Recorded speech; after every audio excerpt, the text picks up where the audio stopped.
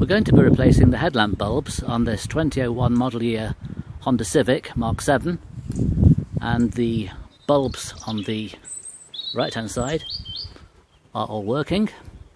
This is the combined dipped beam and full beam headlight. This is the side light or parking light bulb, and this is the turn indicator. On the left hand side of the car, the turn indicator is working, but both of these bulbs are failed, so we're going to be replacing those. There's not much access room behind the bulbs, so to get to the actual bulbs themselves, on the driver's side, which is the right hand side on this right hand drive vehicle, we're going to remove the battery first of all so we can get access to the back of this light. And on the left hand side of the car, which is the passenger side on here, we're going to have to just move this power steering fluid reservoir out of the way. So let's go ahead and do that. This power steering fluid reservoir just sits in a little bracket down here, and we can just hold the reservoir and just pull it up and set it to the side, giving us better access to the back here. And then we're going to remove this rubber boot, which you can just about see here, to get access to the bulb. Okay, so looking on the right side here, you can see that removing the battery has given us access to the back of the light, and we can easily get to the headlight assembly now. But it looks like the side light / parking light assembly is not going to be accessible without removing the bumper and the whole headlight unit, so we'll do that another time. What we'll do for now is we'll just remove the headlight. So we'll just remove this connector and pull off the rubber boot,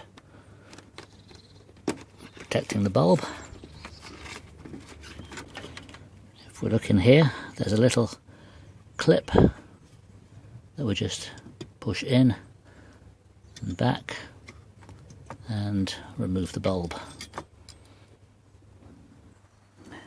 Okay, so this new bulb is going to go on with the single prong aligned with this middle terminal upward, and we're just going to put it into the holder like that, and then we're going to push this spring clip back in, and you can see there's just one piece down there that puts some pressure onto the bulb, and then this piece here goes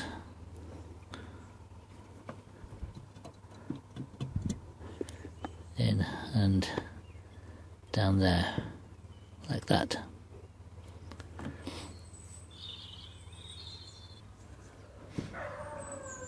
Now push the rubber boot back on with the drainage holes and this tab that you use to remove it downwards.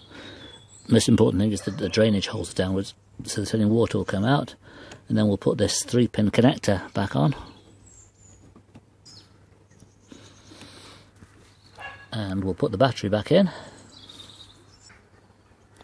like so, and we have headlights again, but still no side light on this side. I think we're going to have to remove the bumper to do that, so we'll do that next